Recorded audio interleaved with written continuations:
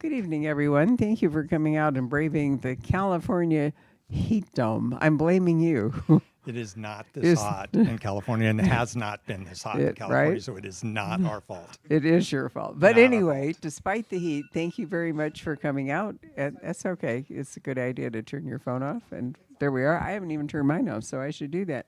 Anyway, welcome, virtual audience. And thank you all. I felt like we lost Stuart Woods so suddenly out of the blue. We never really had a chance to tell him goodbye. And I was telling Brett on the way over here that this is a particularly interesting book for him to come and talk to us about Stuart and Stone Barrington, because the first time Stuart came to the Poison Pen was with Santa Fe Rules. He was sent over here from Santa Fe. And we were happily a refueling stop. And so when he would go to the Los Angeles Times Book Festival or other things, he would stop at the Scottsdale Air Park and he would come down and do an Flying event. himself, right? He did fly himself for a long time, and then towards the end, Jean-Marie, his last wife, I've lost count of how many there were, but anyway, his last wife learned to fly, and so he would be kind of a passenger. And, it was always fun to talk to Stuart. His idea of a great book event was to sit down and say about 4 words, then he'd say, "I'll take questions." I can sympathize with that, though. Yeah, I like taking questions. Right, and that's fine. And anyway, this went on for years and years and years. We would see him mostly twice a year, and so he left a real hole in our lives when he departed. So it's nice to have a chance to remember him. But let's talk for a moment about Brett, and I'm going to ask Brett if he recognizes this book. I do recognize It's that called The Cleaner. Yes. All right, tell us about The Cleaner, because That this is was- where you and I met. Yeah, that was my very first published novel. Yep.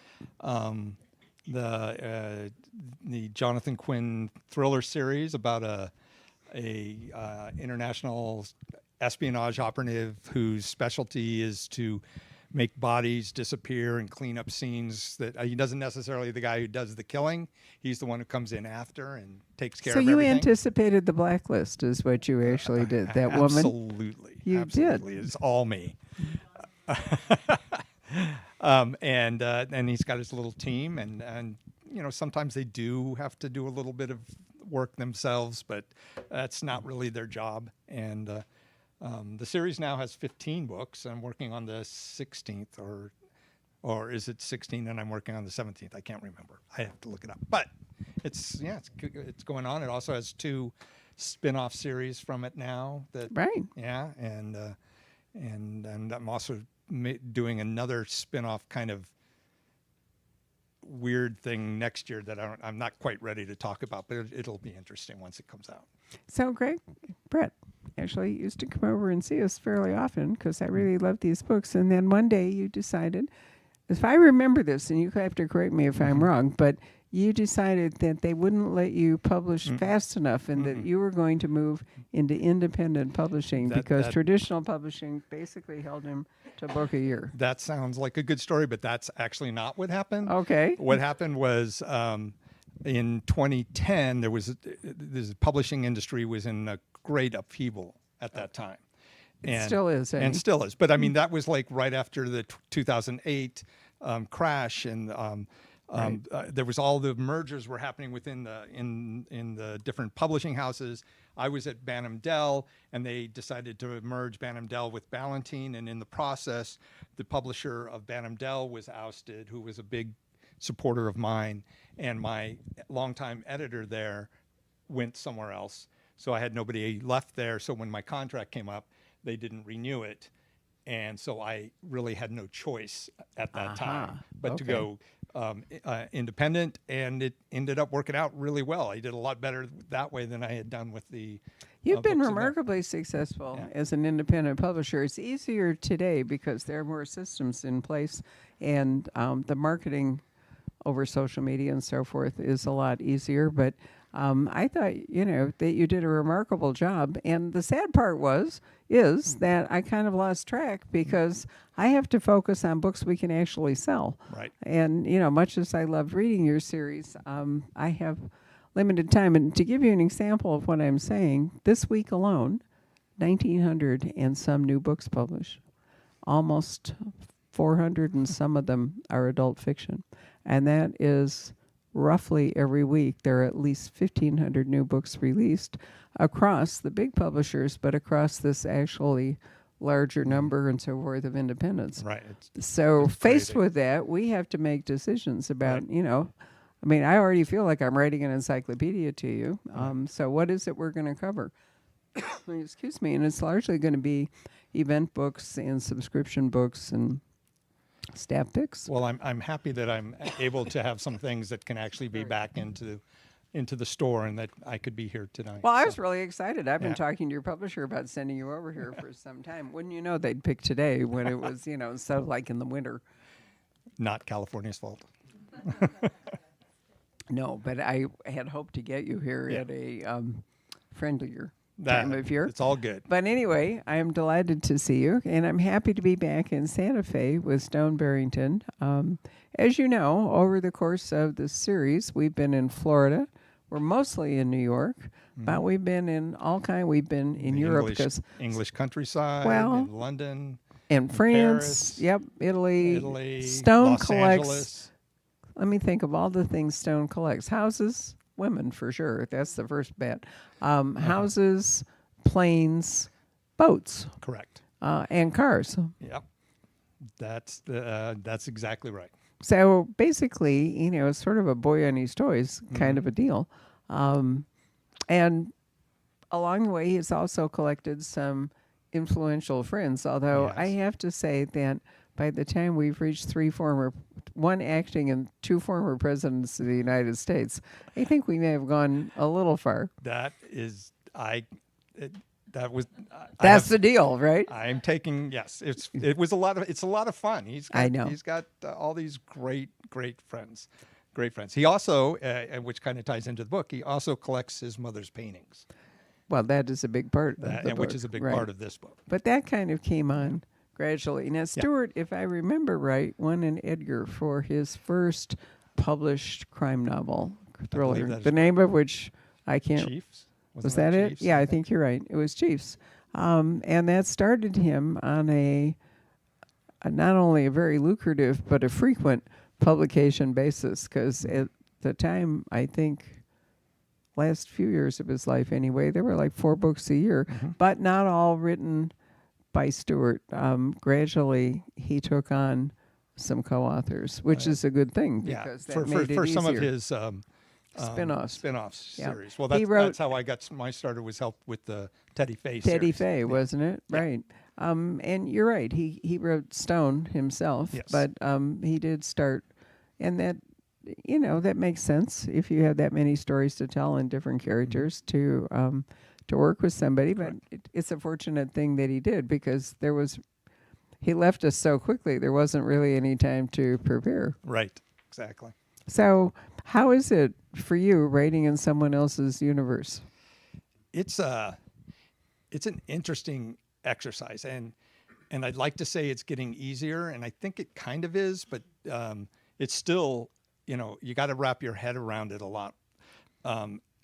His books tend to be shorter, on the shorter end, than compared to my books. My books are a little bit longer, but they take about the same amount of time to write, because I have to really think about it and want to make sure that I'm being true to how Stuart would write it, and his phrasing and the humor, and the quips, and the characters are living up to the how he's created them. So you know, it is a puzzle, and I enjoy puzzles. It can be frustrating at times, but it's also very rewarding. And thankfully, you know, I've had a lot of great feedback on everything. So hopefully, I'm doing the right thing. So it's been a lot of fun so far. Well, of course, what you can't do is alter the basic facts of the characters No, as he absolutely devised them. not. You can't make them younger. You can't make them a different height. You Right. can't, you know, Right. what all the rest of it. However, some things did change, and I'm trying to remember the name for ages. Stone and Dino would always meet for dinner in a restaurant in New York run Elaine's. by Elaine. Thank you. Yeah. Run by Elaine. So in my time, I had eaten at Elaine's. And then suddenly we switched to, because Elaine died, Passed if I away, and remember right. She and passed away and the restaurant closed. because it was kind of a one-woman operation. So we shifted to Patroon. Patroons and PJ Clark's. But mostly Patroon, wasn't it? Lately, it's been mostly PJ Oh, Clark's. has it? Yeah, okay, yeah. but it's in you I've got them have both in this you one, have I the think. meeting right. So anyway, when I was in New York some years ago, might have been before COVID, and meeting people for dinner, they asked me where I wanted to go, and I said Patroons. So I have now had dinner at, but it was sort of in part kind of a little, nod to Stuart to be Right. going to Patroon. Right. I mean, I'm sure there's a whole Stuart Woods tour you could do of New York, because there's a lot of, I mean, there's a lot of Yeah. restaurants he mentions and different places. It would be really fun. And to not do. just New York. You could actually Okay. go to Santa Fe. You could go to Maine. You could go to Maine. Key West. You Right. could, London. Stuart wrote himself into a really good life, and then really led a really good life, enjoying it. He did well for himself. He did. And if I remember right, he came out of advertising. I believe that's correct. Yeah. I'm trying to remember if It's he been was a while. lawyer, but I think he was an ad man. He did that. He was, Yeah, it was an wasn't ad he? man, and then he Like he James did, he was- Patterson, same. Right. Jim Patterson also was an ad guy. and he was an avid sailor. Yep. And that was his first book. Was that was the Right. the nonfiction book about his sailing adventure? Yeah. What is your background? My background is wanting to be an author in 5th grade, and then working in television for 22 years in marketing, graphics, and I was a producer, executive producer, like a project manager of that stuff, but still writing on the side. No, it was like cable networks. I did ID for CNN. My last job was at E! Entertainment for, I think I was there for almost 8 years. So we would do the main titles for the shows and the promo graphics and different things like that. But so kind of a marketing ad in a way. I mean, we would just have those kind of discussions. So in a way, the whole thing with the movie with Peter, his son, not Stuart's son, but Stone's son, right? and the whole movie thing was sort of comfortable territory for you. Well, right? I think that's why they came to me in the first place, because they came to me for the Teddy Faye series, and I write spy fiction, and I have a background in Hollywood, and Teddy Faye is a former CIA spy who's now a producer in Hollywood. So it was a pretty good fit that way, I think. I'm guessing, no one has told me outright, but I'm pretty sure that might have been what caught their attention in the first place. Oh, that's an interesting thought. Well, Yeah. they have at least one editor at Putnam who manages these legacy, they call them, legacy publishing. But, I mean, it's Tom Clancy, it's Robert Ludlum, it's trying to think of the very Clive Cussler, Stuart. So gradually, as their major authors die and leave their literary estates open, and people can choose that. Authors can decide and should decide. If they don't decide, then whatever happens, happens. Right. And there are some authors like Sue Grafton who really, really did not want anyone to write her books. And so to protect against that, you do have to have a literary estate and a literary executor. Right. But anyway, so they have a lot of legacy publishing. And is it Tom Colgan that recruited you? He does the military fiction. We were recruited through a joint effort between Putnam and Stuart's agent. Okay.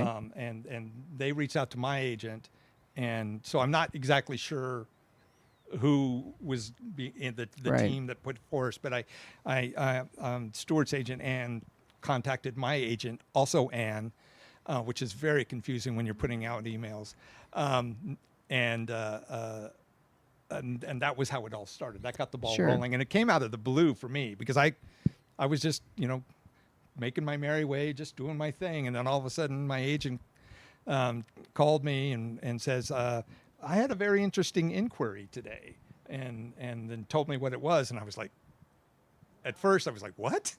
You can't really? And sure enough, and I said, yeah, I would love to do that. We did a little test first to make sure that I could capture the voice, which is completely understandable. Was this Teddy? This was Teddy. Right, Was you have it up front? Obsession is the book. It ended up being the book, and so I did a little test, and then they said, "Great, let's go for it." And then so we went for it, and that was the first. I delivered that in mid-July 2022. 2 weeks later is when Stuart passed, and I thought, well, I mean, first of all, I thought, oh, I felt bad for his family and everything. And I thought, well, that was the last.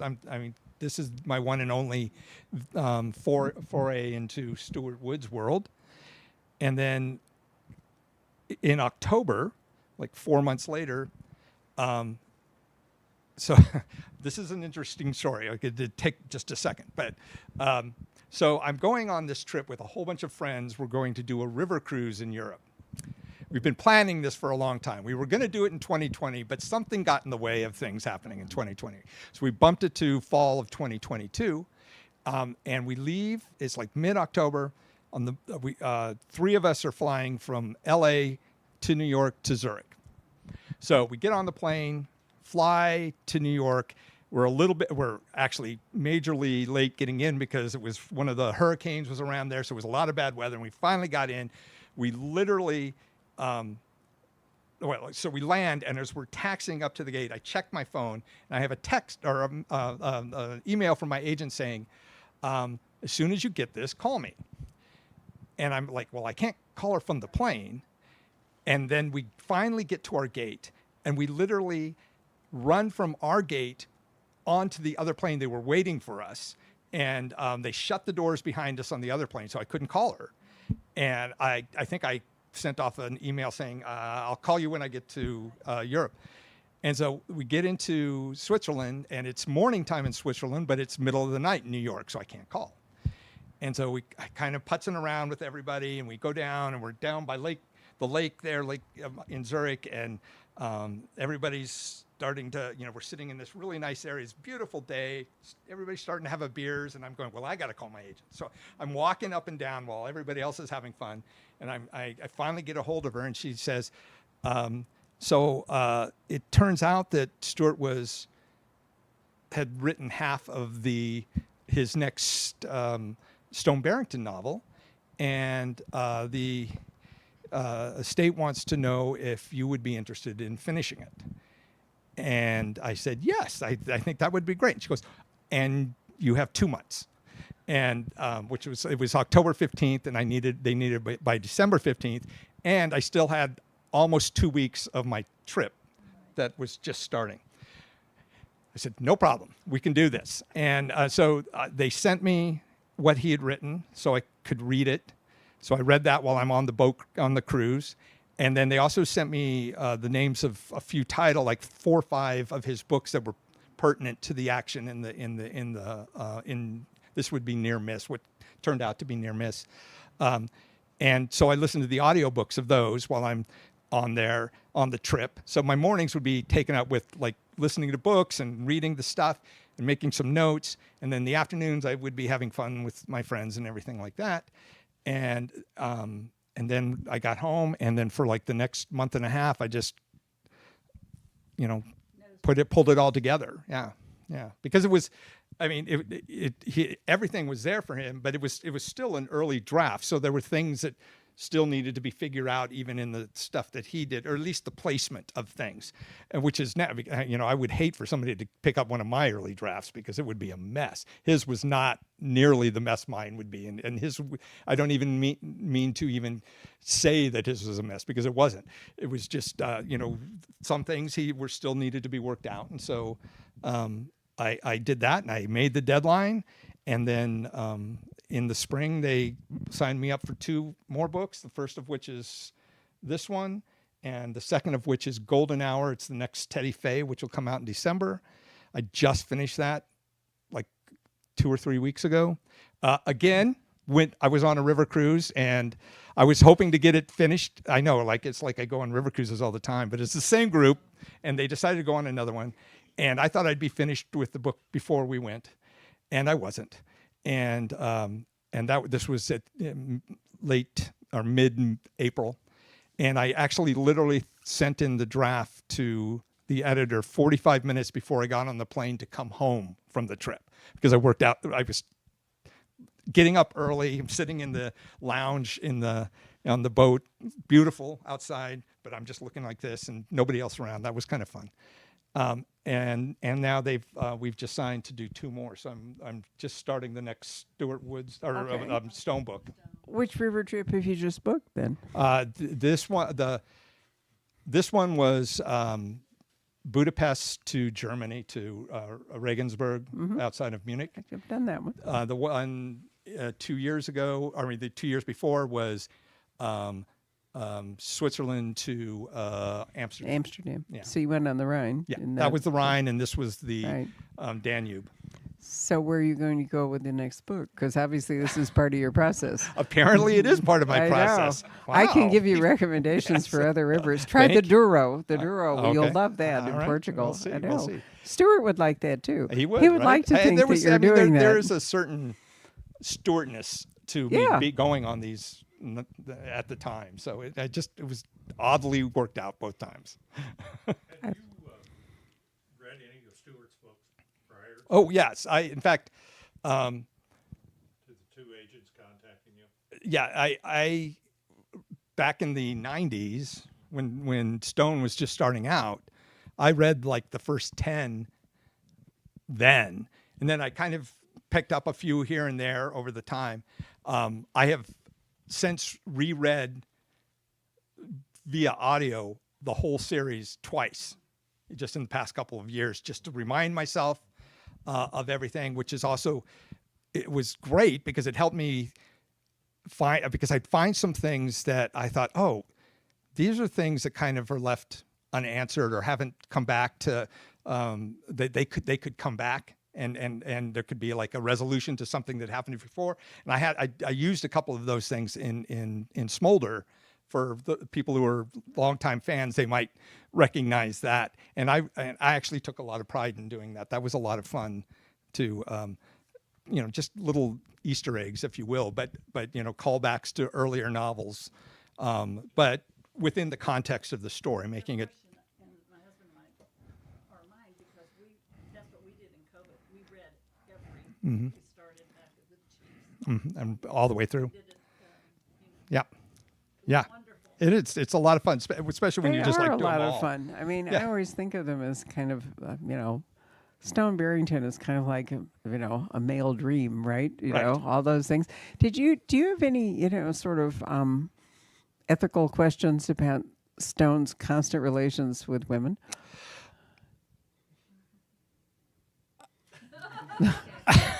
Well, I'm laughing because in this book, Right. I mean, no spoiler here, he has this passionate interlude with Holly Barker, which leads you to believe that when she finally leaves the White House, then she isn't gone a half day before he's falling into bed with, a person he just meet. And that's really kind of Stone's pattern. I mean, he would meet but and then... he and Holly have that kind of relationship. I think they No, want. I'm asking about your Yeah, relationship I understand. with not Holly. I understand. I'm completely diverting here. But I was I want to be as true to Stuart's the way he does things, especially with the first my first foray into it. I do think that Stone is basically with the other woman for the rest of the novel in this one. So I mean, he's not. But every time it's like a new and even Yeah. more exciting lover. It is. And, Well, and and I that's think part to of my- the that's part of the of Stone's thing. And yet I've always thought of Stuart was kind of serially monogamous. Right. I mean, there were a lot of women in his life, but he did tend to marry them. Yeah.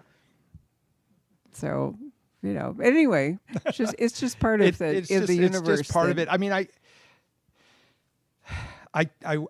hope I will handle it in a way that is respectful. I mean, to Stuart, but also respectful just to relationships and. Well, you and can't everything. suddenly make him monogamous No, or I can't. celibate. That would no, actually but, take away. I also think that there, in a way, Stone, most of the time, is kind of serial monogamy, but Even it's if like it's it might just be a for day? a week or Yeah. a day. But He's got his favorite. but he does. I mean, he does. I mean, Holly always comes back, and I think Yes. if Holly wasn't the president, they'd probably be together all the time.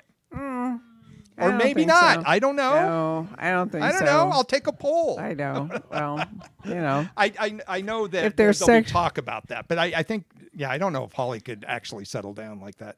I don't know that either one of them Yeah, could be. yeah. No, I just sort of chortled when I Yeah, was reading it's funny. along, and I knew the minute this woman walked into the book that she Of would course. be, before. course. And what I mean, his courtship style is what I would describe as brisk. is I brisk. mean, it's like It is brisk. He always does that. It's I like, know. Give me Dinner, your biography. right. Yeah. He would sit down and then she'd be back looking at his art. Yep. Come back for a nightcap. Yeah, somehow or other, it was always dinner and then breakfast. I mean, dinner just and kind of breakfast. that's the way it Yeah, went. that is- However, I mean, while you get an impression of brisk activity, he's not in any way pornographic. No. And so you just kind of zip along. Right. Reading Absolutely. it. So, And he's is- always respectful to the women he's with. yes, he is, And and he's he's very attentive. he is, and he's very protect. About him getting older and needing I some help. I don't believe What, he's aging. Viagra or right. I mean, because that's a lot of activity. So the other characters that we can't overlook are Dino, for example, and Dino's wife, Viv, yeah. and then Faith. Not well, not in this one. I mean, they It were, but they, depends. If they're in New York, there's a much Yes, bigger yes. role for them. Faith, the pilot. yeah. Trying to think of all the. I different- actually did something with Faith, which was a callback to right. the earlier books. But Yes, you did. have to And s- then, for a while, he got back with Arrington, and then Arrington Oh, yeah, died. that's right. And now, that so was there's the sad. whole hotel thing. Yeah. It was Yeah. sad. His wife was Arrington Barrington.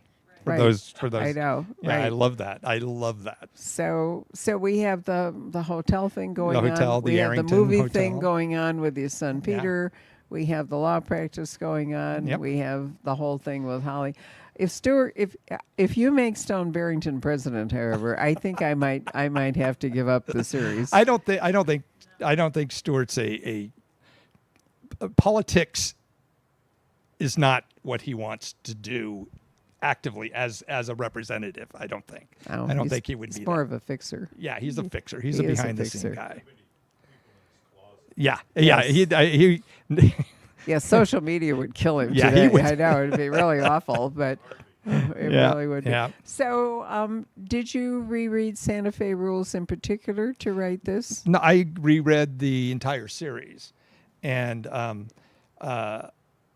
things that stood out to me was that I really liked was how Stone used to have a house in Santa Fe, but he sold it to the Lees.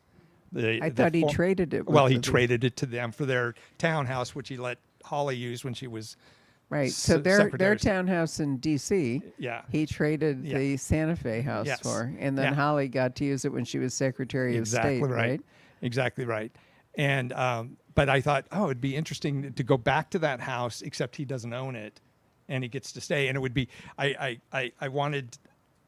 just wanted a scene with all three of the presidents there at the same time. I thought that was fun. That was just, it was like the Mr. President, Madam President, Madam President. It tickled me to write that. That was a lot of fun. And since art was a big part of this book, Santa Fe is a big art mecca in the country. It just made sense that a portion of this book, it's probably about I don't know, maybe a quarter of the book is in Santa Fe, really. It seemed to me that was the perfect place for part of this story to go through. Absolutely Yeah. true. So give us a little kickoff here because it's a revenge story. It's a It is. revenge story that goes wrong. Is really what It is is. it is a revenge story that goes wrong, about a guy who loses a case, and is which is going to get him in trouble with the authorities even more. He had actually been in trouble with the authorities in the past from something that a case that he lost, which Stone was connected with. So now this time, though.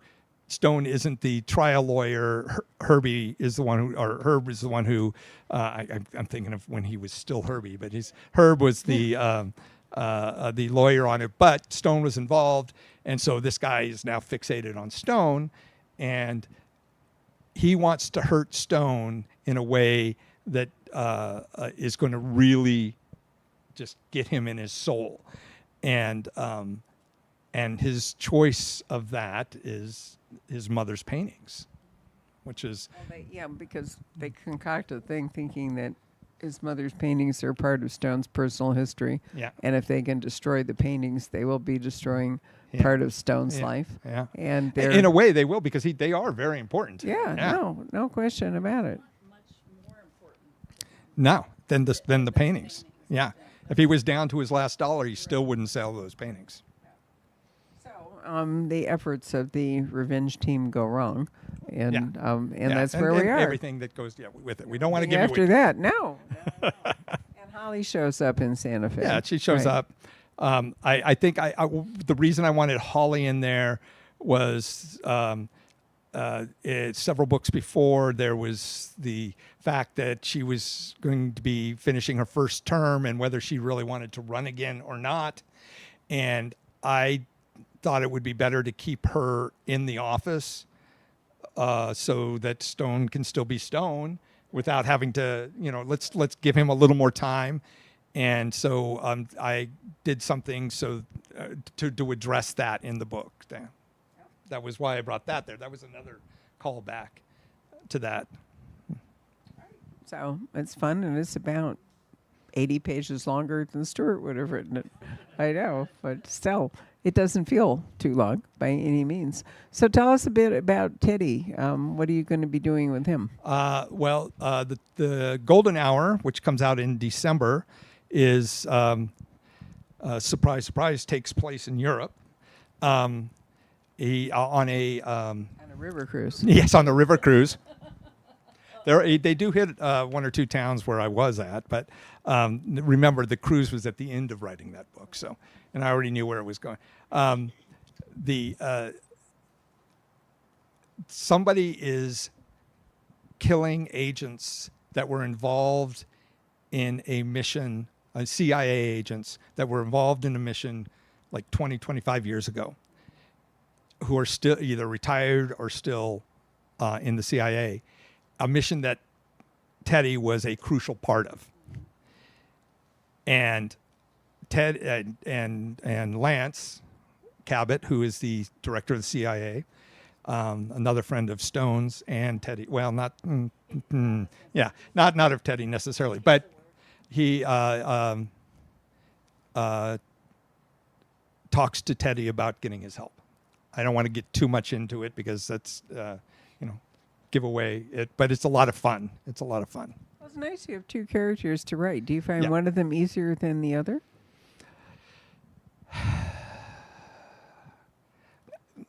At the moment, I find Stone a little bit easier to write than Teddy, which seems counterintuitive. I think only because I just finished the Teddy one, and because of some scheduling, it was pretty tight to get it done. So I was like, but I got it done, and I'm very happy with how it ended, or how it ended up. This was a lot of fun to write. Smolder was a lot of fun to write, and seemed to just really flow. Teddy flowed, but I had to think about it a little bit more. I think with the new one that the next Teddy, which I already have an idea for, which I'll start as soon as I finish the next Stone book, which I am outlining right now, will be easier. I'll be able to answer that question better next year. Have me back. I'll come back next year. Well, that'll be wonderful. So, is it easier since the characters have really been set up? Is your primary focus when you're writing the story? Because, you don't have to introduce and develop a lot of characters. You have to just continue them and evolve them. They Yeah. shouldn't stay static. I don't Yeah. mean that. It is, yes, definitely getting the plot and the story down is a crucial, important part. And one of the things I have to do, and which makes sense, is one of the steps, since I'm working on somebody's books that aren't my world, is I have to do an outline first, so make sure everybody's cool with what the story is. When I write my own books, I do not do an outline. I am anti-outline. I kind of treat my first draft as an outline in many ways. I don't have that same luxury here, so it's a month of pulling teeth as I'm creating the outline. Do you have to get it approved before you actually Yeah, well, write I the book? think it's more of just to make sure everybody is cool with the idea. Yeah. I mean, and that we're all on the same page, because I kind of look at this whole thing as a team project. I mean, I'm writing it, but I've got my editor, I've got Stuart's agent, my agent, people who know Stuart's world, who have been in it longer than I have, we're doing this for his legacy. So, if it was my own book, I would be a little bit more, no, I'm going to do it this way because this is it's my book. This is how I'm going to do it. But that's not the case here. It's a team effort. And so I need to make sure everybody's on board with the direction that I'm going. And I have really good relationships with everybody involved. It's been an incredibly pleasant experience with the publisher, with the agents, with the state, with everybody. So, but you've slowed it down because for a while there were like 4 books Oh, a year yeah, from yeah, Stuart. yeah. Well, but you can't do that. It's not. It's not necessarily me who's slowing it down. I think it was just decided to go down to 1 book each a year, yeah. at least for now, which is fine by me, because then it also gives me time to work on my books too. So. Well, actually, it's amazing that you can write 2 books for and then write your own as well. Very few people can actually write 3 or 4 books a year. I used to be able to write 4 for sure. Now it's a little bit iffier, but yeah, everybody writes at their own speed. We all do it in our own way, and I just luckily I'm very good at just kind of putting everything out there. And then rewriting is a really important part of my process, because, I'm kind of like push everything onto the page, especially in my own books. And I know that there's a lot of things that need to get cleaned up, but I go into it knowing that, and I'm fine. That's my process. But it gets them done faster, and I'm really happy with them. So. How many hours a day do you spend writing? Actual writing. See, I do it now in a couple of different sessions a day, 2 to 3 sessions a day. My first one could be anywhere from 2 hours to 4 hours. And then I'll take a break, and then I'll do another like hour and a half. And each place I go to coffee shops. So the first one is at one coffee shop, and then the second session is another coffee shop. And then the third session, a second session would be an hour and a half. Third session would be another hour and a half, maybe 2 hours. If I don't do a third, it'll just be the second session might be 2 hours, 2.5 hours. And what I do is my first session is always the Stuart Woods books at this point, unless I have everything I'm caught up on. And then the second session is usually Stuart Woods if I feel like I need it for scheduling, if I'm falling behind, or I think I need to pick up the pace. And the last session is always one of my books, just to it's kind of like get my head in a different place. And working at the different locations makes it easy to switch hats too, because it's not like, oh, I'm still doing this. Are you drinking coffee everywhere you go? Are drink, you a caffeine junkie? Not particularly. I drink a coffee at the first coffee shop, and then I do like a cooler drink, like a passion fruit something or other, not a tea, but a fruit drink or something like that. Yeah, because otherwise I'd be bouncing off the walls, and nobody wants that. I wondered, it sounded like Nobody it could be wants dangerous, and you do have to sort of pay them rent while you're sitting there. You Yes, can't just go exactly. in and take it. Exactly Well, you right. can, but that's really Exactly bad right. form. So what kind of feedback have you had from fans? I have had almost universally positive feedback. Oh, good. A couple, you're always going to get some people who aren't going to be happy about things, but almost universally, people are very happy. We're just starting to get stuff back on Smolder, and I've already getting a lot of longtime readers just saying how much they enjoyed it, how much it sounded, they felt like it was something Stuart would have written like that in his style and everything. So, which makes me feel really good because that's what I was going for. So far, great.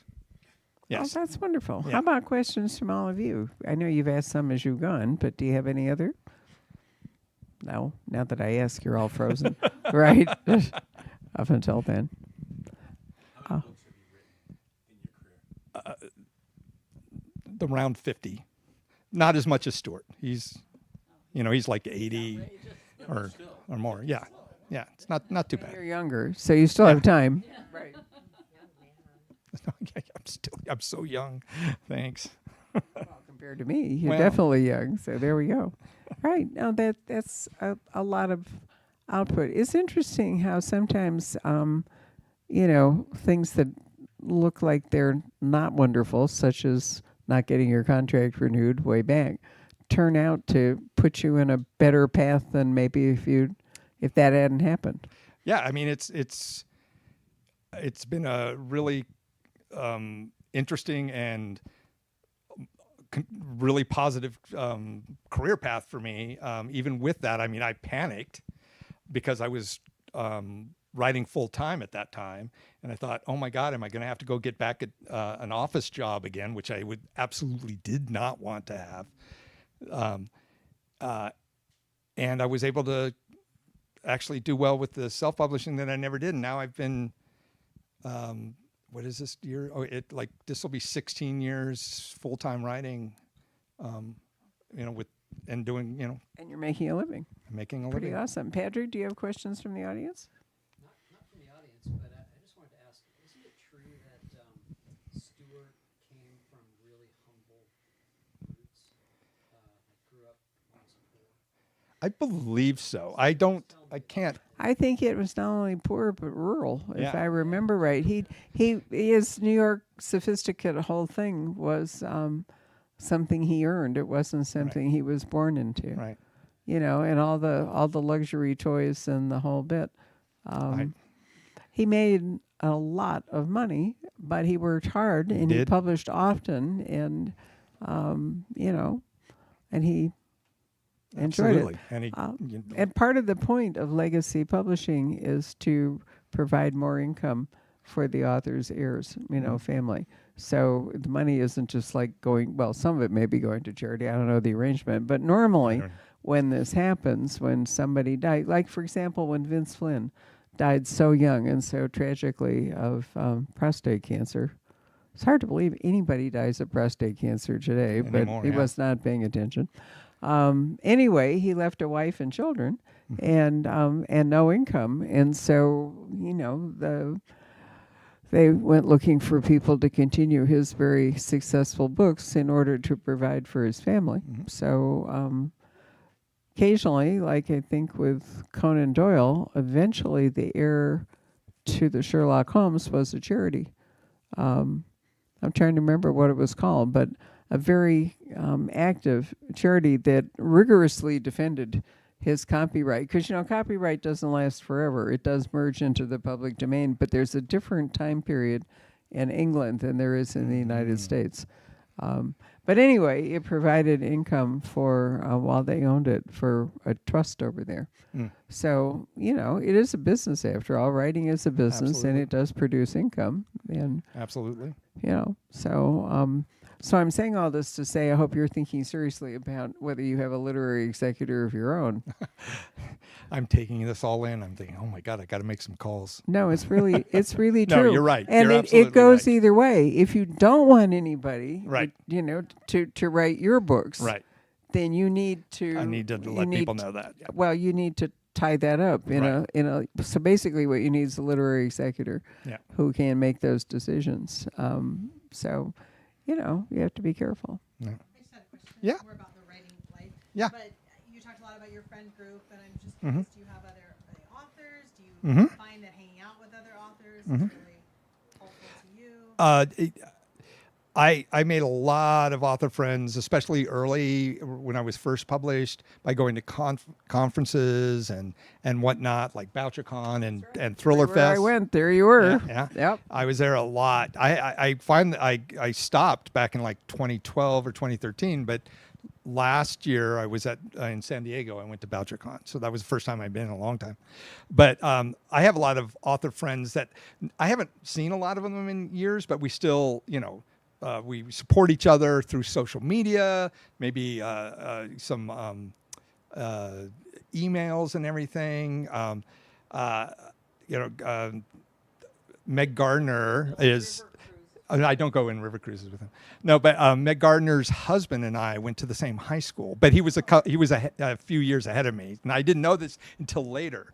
Because I went and talked to her because the book China Lake. I don't know if you remember her book China Lake. I grew up. That's China Lake is where the high school is and everything. So she wrote about our hometown, and that's when I found out it was that. So it's fun making little connections with that and everything.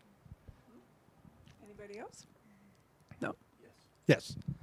So we shared earlier about how many books come out a week. So many people want to be an author, but I don't believe there's that many making a living full time. Actually, That very, is- very, very small true. percentage. What do you tell somebody and share with somebody that really wants to be an author full time? What's it take, and how do they get there? Well, I think everybody. There's a couple answers to your question. First of all, what's it take is an individual response because some people can live on very little and be happy with it, and others need more.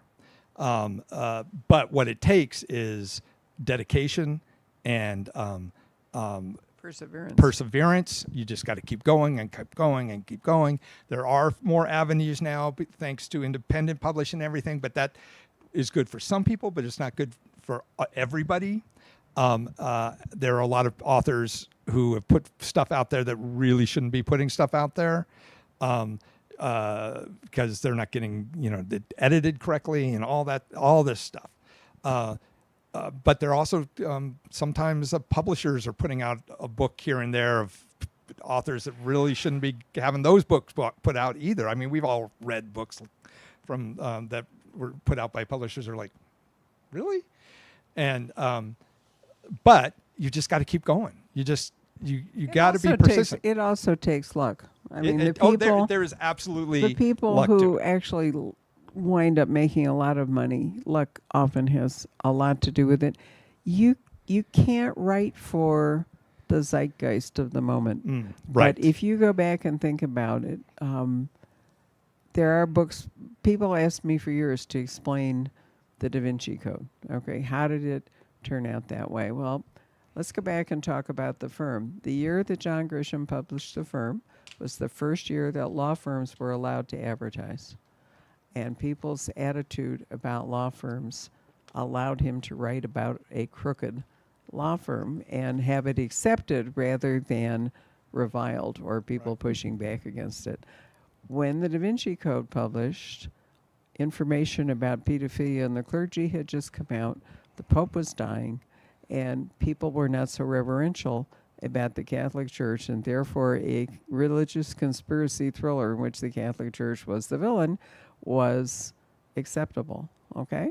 So you can't write for that because you can't write. It takes a long time to write a book and then publish a book. And so luck often has a lot to do with the book coming out just at the moment that it's going to hit whatever the zeitgeist happens to be. Right. Now, among this flood of books coming out, the one of the huge big categories right now is celebrity memoirs. I mean, every time you turn around, somebody, or political memoirs and all. Well, I don't actually care about those, so, we have very little to do with them. We carry a few, and we're happy to order one for anybody who wants one. But, that's an expansion in a tell-all age, Mm-hmm. you know, that 30, 40 years ago, who cared, you know? And publishing really follows trends. It truly does, doesn't it? It does. I think, you know, I tell writers just, you got to write what you What want you to write and hope that, you and know, and not worry about any of That's that other right. stuff because you can't control Yep. any of the outside. I know a writer who very meticulously studied the market and wrote something, and you know, I was like, you can't do that, you know. Although she actually did really well with that first book, so that doesn't.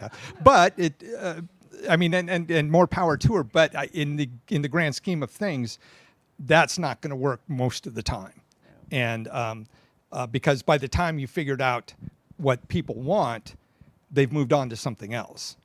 By the time you yeah, finish no, the book if you're going to write, If you're chasing it, no, yeah, that's if you're chasing, you're absolutely always going to true. be behind.